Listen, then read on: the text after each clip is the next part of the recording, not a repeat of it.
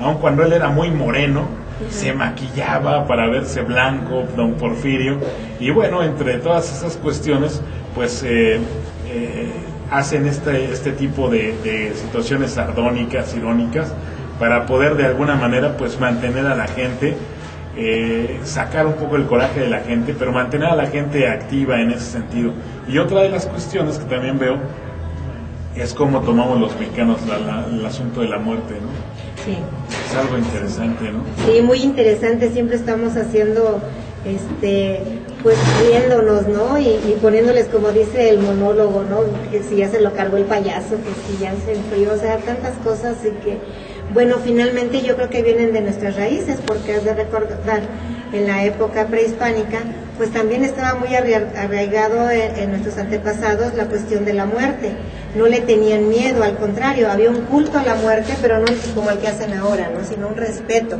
Era el Señor, tenían sus después de la muerte, por ejemplo, al Mictlán iban los que morían por muerte natural o por enfermedad, ¿no? Los guerreros tenían otro cielo, las mujeres que morían de parto tenían otro cielo. O sea, vienen el Zompantli, por ejemplo, que lo vemos en muchas iglesias todavía. El Zompantli era, por decir así, el culto al Mictlán, ¿no? Sí. Que después remataron con una cruz a la hora de catequizarnos, ¿no? Claro, porque bueno, de ahí se suponía una supremacía de los españoles, pero finalmente los ancestros pues lo hacían para sus dioses, como Coatlicue, ¿no? En el caso de la Virgen española, pues los indígenas seguían adorando a sus dioses, ¿no? En este caso. Y el Mictlán, bueno, pues nos llevaríamos aquí otro rato hablando de eso y de cómo ellos visualizaban. Finalmente, en el tiempo de don Porfirio, a pesar de que no le gustaba a él esta situación, pues la gente lo seguía haciendo, ¿no? Este tipo de cosas, hasta que pues Diego Rivera, en el caso de su fama, que para mí era un pintor medio fresón, pues llega a pintar a la Catrina junto con él y junto con Frida Kahlo, ¿no? Ahí en la Alameda. Sí, en la Alameda. Interesante, ¿no?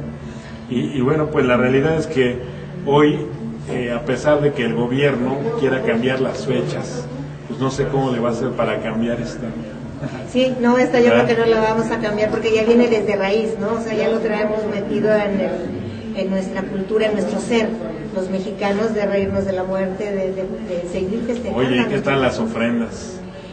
Fíjate que sí hay muy bonitas, ¿no? Estaba viendo, por ejemplo, la de Azcapotzalco, pues con bicicletas, por precisamente los que han muerto en accidentes ciclistas, ¿no?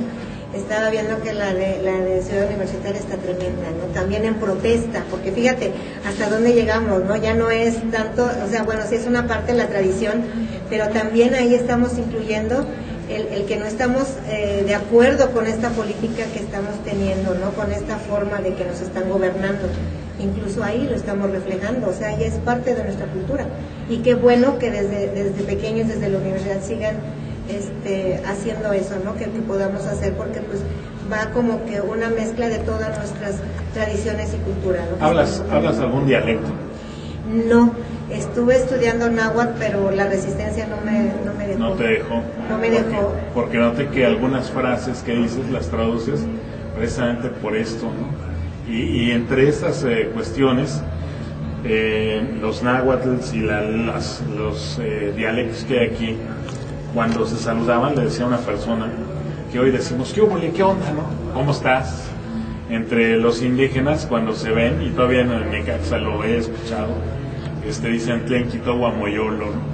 Para el saludo, que es ¿qué dice tu corazón? Sí. Es un saludo más profundo, ¿no? Sí. Y el simple hola, ¿qué tal? ¿No? Sí, fíjate que hemos descubierto a través de lo poco que pude estudiar que hay unas cosas que usamos hasta la fecha.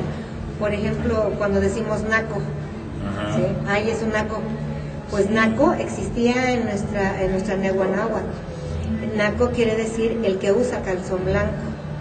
O sea, el que no traía taparrabo, el que tenía una cierta categoría, o sea, y lo estamos usando mal, el que tenía una cierta categoría dentro de la organización náhuatl y que usaba calzón de manta. Claro. ¿sí?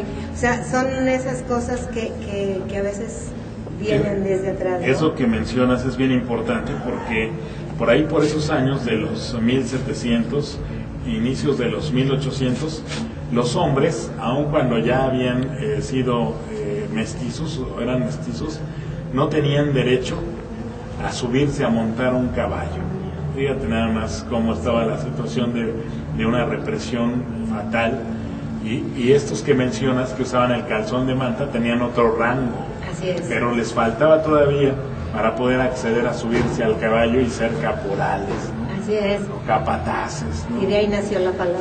Así es. Entonces, bueno, pues de ahí, en este sentido, agradecemos mucho el hecho de que hayas venido y sobre todo ofrecer esto que es algo que te nace.